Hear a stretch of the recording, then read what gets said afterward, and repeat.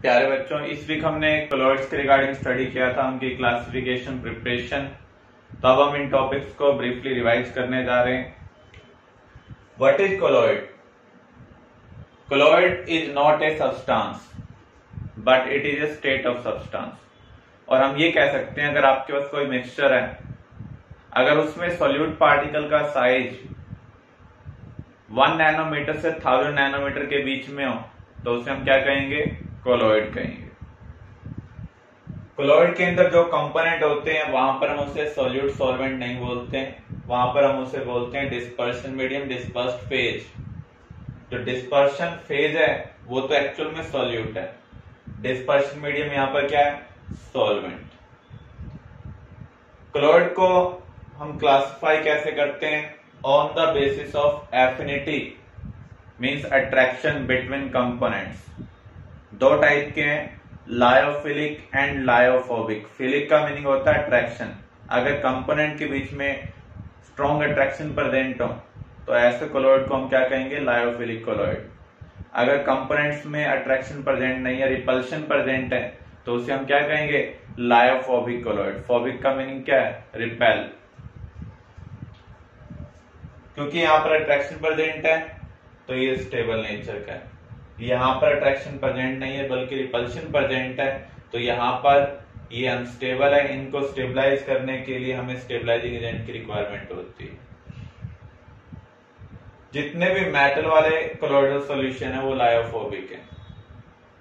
गम, gelatin, starch, इनका जो colloidal solution है वो क्या है? लायोफिलिक है।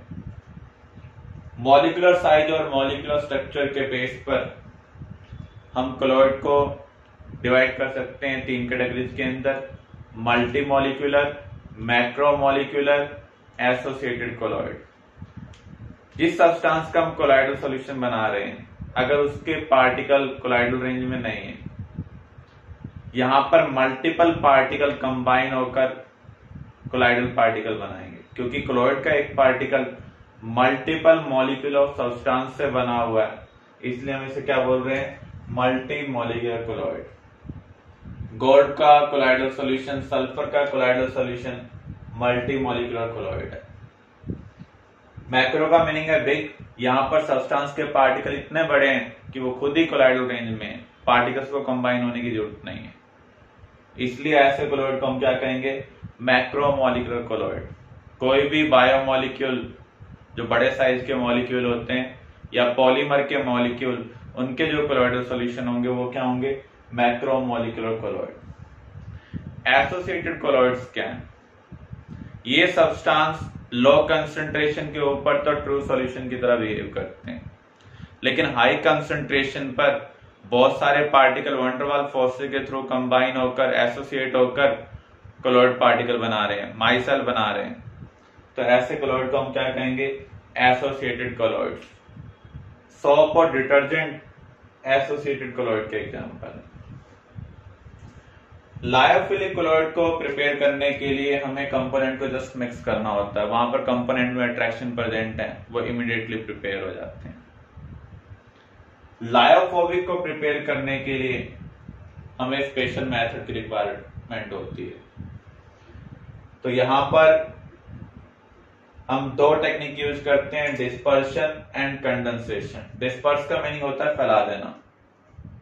ये पीस है, कोलॉइडल से बहुत बड़ा है, मैं इसको फाइन पाउडर में कन्वर्ट करूंगा, अल्टीमेटली इसको कोलॉइडल पार्टिकल में कन्वर्ट कर दूंगा। क्योंकि हम पार्टिकल्स अलग अलग कर रहा हूं तो ये ज्यादा स्पेस ऑक्यूपाई कर रहा है, इसलिए हम इसे क्या कर रहे हैं? डिस्पर्स कर रहे हैं। तो डिस्पर्शन मेथड में हम बिग साइज सब्सटेंस को स्मॉल पार्टिकल में कन्वर्ट करते हैं। हम यहां पर मैकेनिकल डिस्पर्शन भी यूज कर सकते हैं और इलेक्ट्रिकल डिस्पर्शन भी यूज कर सकते हैं। फोर्स अप्लाई करेंगे मैकेनिकली तो मैकेनिकल डिस्पर्शन होगा, अगर इलेक्ट्रिसिटी की हेल्प से बिग सब्सटेंस को स्मॉल पार्टिकल में कन्वर्ट करेंगे तो उसे हम क्या कहेंगे? Electrical dispersion. Bredig arc method हमने स्टडी किया था इसके अंदर। इसमें हम क्या कर रहे हैं? 2 मेटल रोड को बैटरी के टर्मिनल से कनेक्ट कर दिया पॉजिटिव और नेगेटिव से। अब हम उन्हें सॉल्वेंट में डिप करेंगे और क्लोज लेकर आएंगे। जब हम पॉजिटिव और नेगेटिव और क्लोज लेकर आएंगे तो स्पार्क प्रोड्यूस होगी, इसे हम कहेंगे इलेक्ट्रिक आर्क। इस इलेक्ट्रिक आर्क की हीट की वजह से मेटल वेपर में कन्वर्ट हो जाएगा। कंटेनर को हमने आइस चैम्बर में प्लेस किया हुआ है, तो आइस की वजह से टेम्परेचर क्या होगा, डाउन होगा। जो मेटल वेपर में कन्वर्ट हुआ था वो कंडेंस होकर सॉल्वेंट में मिक्स हो जाएगा। अब ये कोलाइडल रेंज में आ चुके हैं। इसको स्टेबलाइज करने के लिए हम यहाँ पर कुछ केमिकल्स भी ऐड कर देते हैं ताकि मेटल का कोलाइडल सॉल्यूशन क्या हो जाए, स्टेबलाइज हो जाए। तो यहाँ इलेक्ट्रिसिटी की हेल्प से हम बिग सब्सटेंस को ब्रेक कर रहे हैं, इसलिए ये इलेक्ट्रिकल डिस्पर्शन मेथड। कंडेंसेशन में क्या होगा, कंडेंसेशन में हम क्या करते हैं, जो स्मॉल साइज पार्टिकल होते हैं जो कोलाइडल रेंज में नहीं है उनको पास लाते हैं, कंडेंस करते हैं। पहले वो ज्यादा एरिया ऑक्यूपाई कर रहे थे, जब हम पास लेंगे तो ये जो टोटल स्पेस पहले कवर कर रहे थे उसके कंपैरिजन में कम हो जाएगा। साइज कम करने को हम क्या बोलते हैं, कंडेंस करना। तो जो छोटे छोटे पार्टिकल हैं उनको हम ज्वाइन करेंगे, कंडेंस करेंगे और कोलाइडल पार्टिकल में कन्वर्ट करेंगे, इसलिए इस मेथड का नाम क्या है, कंडेंसेशन। तो यहां पर हम केमिकल मेथड का यूज कर सकते हैं, हाइड्रोलाइसिस यूज कर सकते हैं, रिडक्शन, ऑक्सीडेशन, कोई भी केमिकल टेक्निक यूज कर उस सब्सटेंस के छोटे पार्टिकल ऑब्टेन करते हैं। वंडरवाल फोर्सेस की वजह से ये छोटे पार्टिकल कंबाइन होकर कोलाइडल पार्टिकल में कन्वर्ट हो जाएंगे, मींस वो कंडेंस होकर कोलाइडल पार्टिकल में कन्वर्ट हो जाएंगे। इसलिए इस मेथड का नाम क्या है, कंडेंसेशन मेथड। सभी कोलाइडल पार्टिकल के पास एक जैसा चार्ज होता है। ये चार्ज किसकी वजह से आता है, due to dissociation of substance, या फिर फ्रिक्शनल इलेक्ट्रिफिकेशन, या फिर सिलेक्टिव एडजॉर्प्शन की वजह से। इसी वजह से कोलाइडल सॉल्यूशन क्या होता है, स्टेबल होता है। दूसरा स्टेबिलिटी का रीजन क्या है कोलाइडल सॉल्यूशन की, ब्राउनियन मोशन। जो डिस्पर्शन मीडियम के पार्टिकल हैं वो डिस्पर्स फेज के पार्टिकल को अनइक्वली बम्बार्ड करते हैं। तो जो डिस्पर्शन फेज वाला पार्टिकल है वो कभी इधर जाएगा, कभी इधर जाएगा, कभी इधर जाएगा। इस जिगजैग मोशन को हम क्या बोलते हैं, ब्राउनियन मोशन। ये ब्राउनियन मोशन ग्रेविटी के इफेक्ट को कैंसिल आउट करता है, कोलाइडल पार्टिकल को सेटल डाउन नहीं होने देता है। तो ये दो रीजन है जिनकी वजह से कोलाइडल सॉल्यूशन क्या है, स्टेबल है। कोएगुलेशन क्या है, the precipitation of colloidal particle by addition of excess of electrolyte which are responsible for neutralization of colloidal particle। तो जब भी हम किसी भी कोलाइडल सॉल्यूशन में इलेक्ट्रोलाइट ऐड करेंगे, इलेक्ट्रोलाइट के पास पॉजिटिव और नेगेटिव आयन होते हैं, वो कोलाइडल पार्टिकल के चार्ज को न्यूट्रलाइज कर देंगे। अब ये neutral colloidal particle slowly van der Waals forces के थ्रू कंबाइन होकर सस्पेंशन में कन्वर्ट हो जाएंगे, और सस्पेंशन ग्रेविटी के इफेक्ट की वजह से क्या हो जाते हैं, सेटल डाउन हो जाते हैं। अब कोएगुलेशन के लिए हम और भी टेक्निक यूज कर सकते हैं इलेक्ट्रोलाइट के एडिशन के अलावा भी। आप दो अपोजिट चार्ज कोलाइडल सॉल्यूशन को मिक्स कर दें तो भी न्यूट्रलाइजेशन होगा। सेंट्रीफ्यूगेशन करेंगे तो वहां पर काइनेटिक एनर्जी इंक्रीज होगी, रबिंग ज्यादा होगी, ज्यादा फ्रिक्शनल इलेक्ट्रिफिकेशन होगा, अल्टीमेटली वो कोलाइडल पार्टिकल को न्यूट्रलाइज करेगा।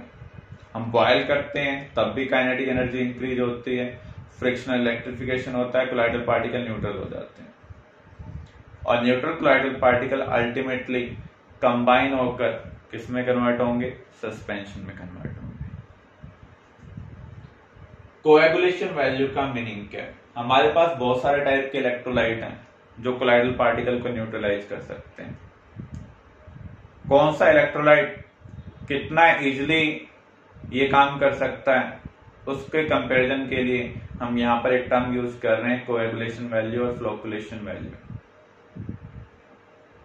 इसकी डेफिनेशन हमने लिखी थी, the minimum millimoles of electrolyte must be added to 1 liter of colloidal solution to coagulate it in 2 hours। तो यहां पर जो हम इलेक्ट्रोलाइट ऐड कर रहे हैं किस मिनिमम क्वांटिटी पर, जो मिलीमोल्स की टर्म में, कोलाइडल सॉल्यूशन को न्यूट्रलाइज कर सकती है। जितनी कम क्वांटिटी में वो न्यूट्रलाइजेशन परफॉर्म कर पाएगी उतनी ज्यादा उसकी पावर होगी। तो हम ये कह सकते हैं जिसकी कोएगुलेशन वैल्यू कम है उसकी पावर क्या होगी, ज्यादा होगी।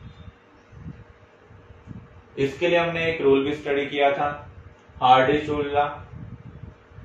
ये क्या कहता है, इलेक्ट्रोलाइट के सभी आयन कोएगुलेशन के लिए रिस्पॉन्सिबल नहीं होते हैं। जिनके पास अपोजिट चार्ज होगा कोलाइडल सॉल्यूशन के कंपैरिजन में, वही कोएगुलेशन के लिए, न्यूट्रलाइजेशन के लिए रिस्पॉन्सिबल है। ऐसे आयंस को हम क्या बोलते हैं, एक्टिव आयन।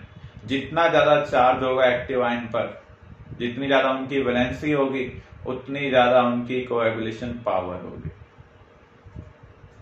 तो ये हमने स्टडी किया था रिगार्डिंग कोलाइडल सॉल्यूशन।